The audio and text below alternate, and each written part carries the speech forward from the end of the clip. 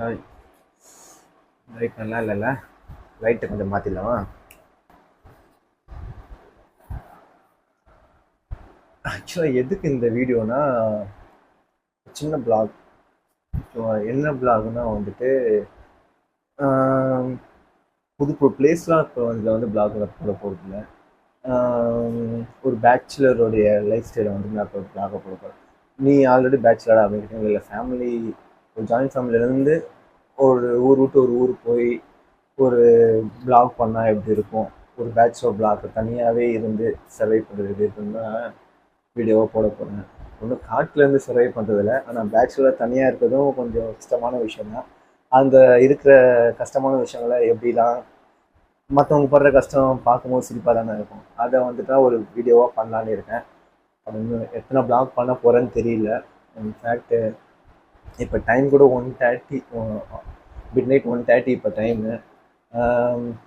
Already இந்த ஒரு intro வீடியோவே வந்துட்டு ஒரு 3-4 டேஸாக எடுக்கலாம்ட்டு எனக்கு கொஞ்சம் அந்த ஒரு பயம் இருந்துனே இருக்கும். சரியாக பண்ணுவோமா மாட்டோமா, எதுக்கு இதை பண்ணுறோமா வேணாமா யோசிச்சுனே இருக்கிற பர்சனாலிட்டி தான் நான். அதனாலேயே வந்துட்டு இப்போ நான் இந்த வீடியோ பண்ணுறது, இதுக்கப்புறம் வீடியோ பண்ணுவேன்னு தெரில. மேபி ஒரு வீடியோ நல்லா இருக்கும் எனக்கு தோணுச்சுன்னா ஒரு வீடியோ அப்லோட் பண்ண ஆரம்பிப்பேன். வ்ளாக்ஸ் பண்ணலான்னு ஐடியாவில் இருக்கேன். நல்லா இருக்கும்னு நம்புகிறேன். நீங்களும் வாட்ச் பண்ணுங்கள். அண்டு சொல்ல மறந்துட்டேன், வீடியோவில் வந்துட்டு எடிட்டிங்லாம் பயங்கரமாக இருக்கும் அப்படின்னு எக்ஸ்பெக்டே பண்ணாதீங்க.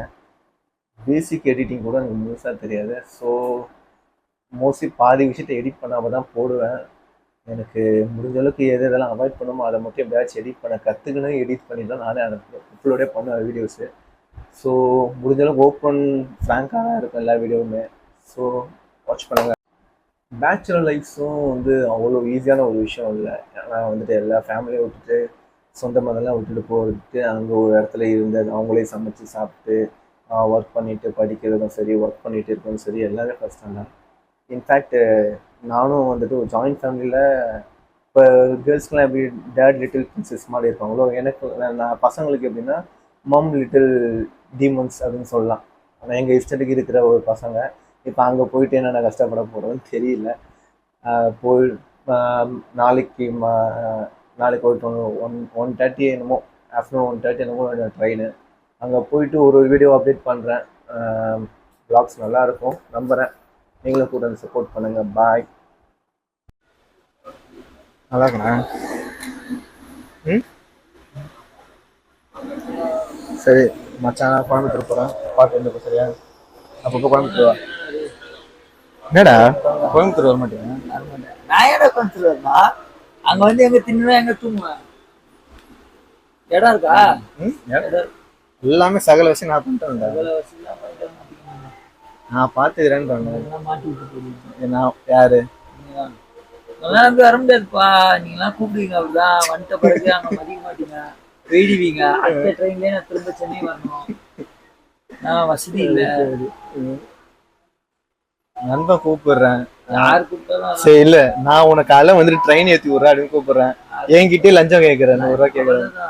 அவ்வளவுதானா?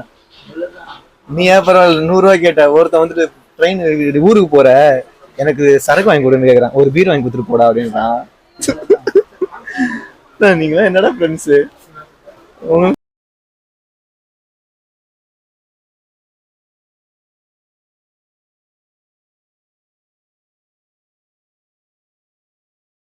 Super guys. பேச்சுலர் ஜேர்னியை ஸ்டார்ட் பண்ணோடனே ஃபஸ்ட்டு செருப்பு இருந்துச்சு, அப்புறம் ரத்தம் வந்துச்சு. இப்போ ட்ரெயினில் சீட்டை மாதிரி உட்காந்துன்னு சொல்லி கேட்குறாங்க. இன்னும் என்னென்னலாம் அனுபவிக்க போகிறேன்னு தெரியலையே.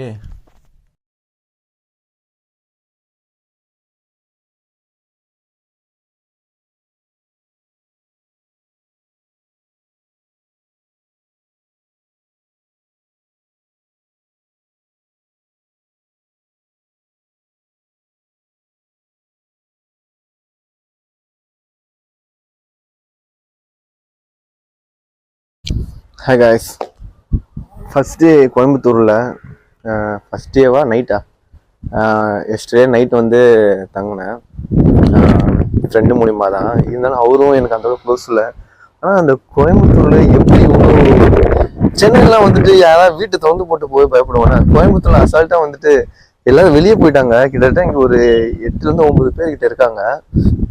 யாருமே வந்துட்டு ப்ரோ லாக் பண்ணிக்கோங்க எதுவுமே சொல்லாம அவங்க பாட்டு லாக்கே பண்ணாம கீழே போயிட்டாங்க.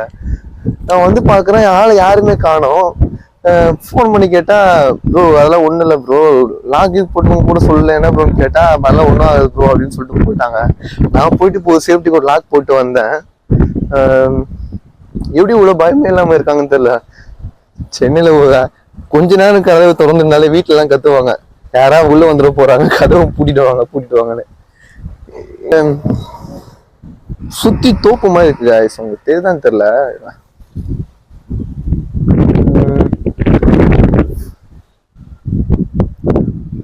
இது எப்படின்னா இங்க ஒரு எல்லாமே ஸ்டூடெண்ட்ஸ் மாதிரி தான் ஒர்க் பண்ணிட்டு பார்ட் டைமா ஒர்க் பண்ணிட்டு படிச்சுன்னு இருக்காங்க.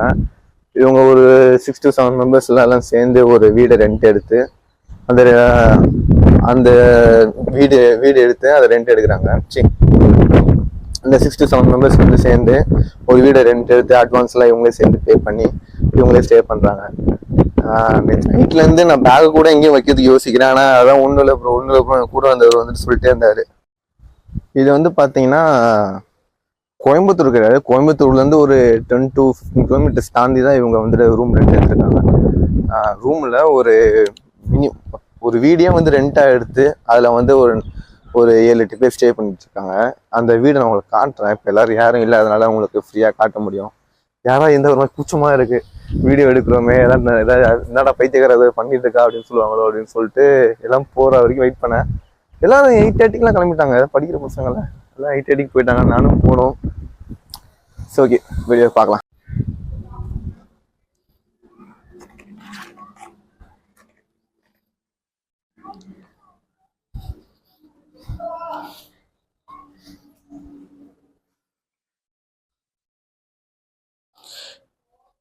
இது பார்த்தீங்கன்னா தெரியும், இதுதான் ஒரு பேச்சுலரோட லைஃப்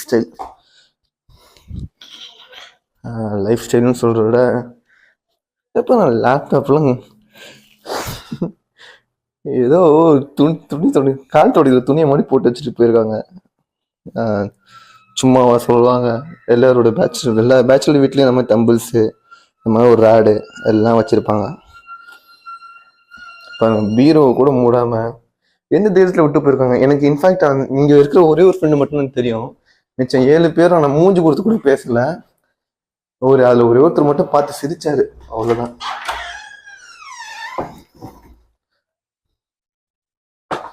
இவங்க ஒருத்தர் நம்பி இந்த மொத்த வீடியோ விட்டுட்டு போயிருக்காங்க. கேமரா இல்லை, எதுவும் இல்லை. அவங்க அப்படியே கீழே போகிறேன். மொத்தம் இங்கே 2 ரூமு, ஒரு ஹாலு, ஒரு கிச்சன், ஸ்டெப்ஸ் பார்த்தீங்கன்னா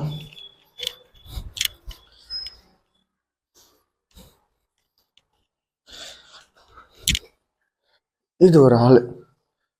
ஃபுல்லாக பேச்சுலர்ஸ்னாலே தெரியும், நாங்கள் அங்கே துணி கிடக்க தான் செய்யும். அதனால அது பிரச்சனை இல்லை. இவங்களால ஹாஸ்டலில் தங்க முடியாதனால இவங்க தனியாக ரூம் எடுத்து பேச்சுலர் சமைச்சா அந்த கிச்சன் எப்படி இருக்குன்னு நான் காட்டுறேன், பார்த்துக்கோங்க.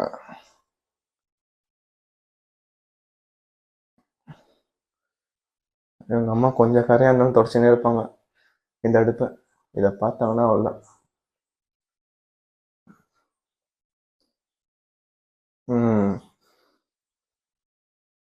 இவ்வளோதான் கைஸ்.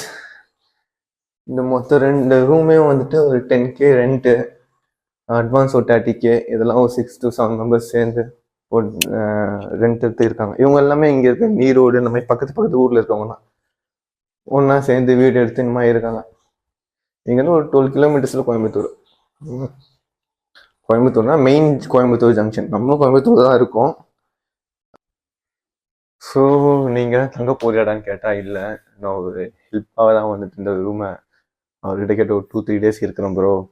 அப்புறமா வந்துட்டு நான் ஏதாச்சும் ஒரு ஹாஸ்டல்லே இல்லாட்டி வந்துட்டு பிஜி ஏதாவது பார்த்து போயிடுறேன், ஒர்க் ஏதாவது தேடிட்டு நான் அப்புறம் போயிடுறேன் ப்ரோ அப்படின்னு சொன்னேன். அவரும் வந்துட்டு எதுவும் அவாய்ட்லாம் பண்ணல, ஸ்டார்டிங்லேயே ஒத்துக்குனாரு. போய் வாங்க ப்ரோ பார்த்துக்கலாம் அப்படின்னு. கோயம்புத்தூர்ல நிறைய நல்லவங்க இருக்காங்க போல, சென்னையில் இருக்காங்க இல்லைன்னு சொல்ல. ஆனால் தெரியாத பர்சனை வந்துட்டு வீட்டில் இந்த மாதிரிலாம் விடுறது, இவ்வளோ பெரிய வீட்டையும் அப்படியே விட்டுட்டு அசால்ட்டாக போகிறதுலாம் நான் சென்னையில் யாரையும் பார்த்ததில்ல. இன்ஃபேக்ட் எனக்கு இன்ஃபார்மாக பண்ணியிருப்பாங்க நான் கிளம்புறோம் பூட்டிக்கோங்க அப்படி இப்படின்னு. சுற்றி அவ்வளோ எலக்ட்ரானிக்ஸ் இருக்குது, லேப்டாப்பு, சிஸ்டமு, பேக்ஸு, மணி, அது நிறைய எல்லாத்தையும் இங்கே தான் விட்டு அப்படியே போயிருக்காங்க. அவ்வளோ ஒருத்தவங்க மேலே அவ்வளோ நம்பிக்கை இருக்கும் போல். நான் ஃபஸ்ட் டேவே வந்து பேச்சுலராக வந்துட்டு கொஞ்சம் கஷ்டப்பட்டேன். நைட் ஃபுல்லாக சரியான கொசுக்கடி போட்டு பிடுங்குது. வந்த இடத்துல இங்கே இங்கே கீழே தான் படுத்து கிடந்தேன். அவ்வளோ கொசுக்கடி. நேற்றே அம்மாவை மிஸ் பண்ண ஆரம்பிச்சிட்டேன். எப்பவுமே அம்மாலாம் வந்து நம்ம தூக்கத்தில் இருக்கும்போது ஏதாச்சும் ஒரு பிரச்சனைனா அம்மா தண்ணி வேணுமா, அம்மா கொசு கடிக்குதுமா, ஊதுபத்தி ஊதுபத்தின்றேன், கொசுபத்தி ஏற்றி வைமா, இல்லாட்டி ஹால் அவுட் போட்டு விடுமான்னு சொல்லுவோம்.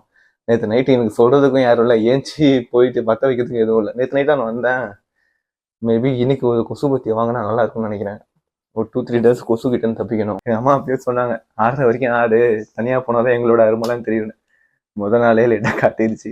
இந்த வீடியோலாம் அவங்க நான் அப்லோட் பண்ணி அவங்க பார்த்தா விழுந்து சிரிச்சு ஃபோன் பண்ணி கலாய்ப்பாங்க. சரி காய்ஸ், வீடியோ அப்லோட் பண்ணணும், எடிட்டிங் பண்ணிட்டு அப்லோட் பண்ணுறேன். எடிட்டிங்கே பண்ண தெரியாது எனக்கு, அது வேற.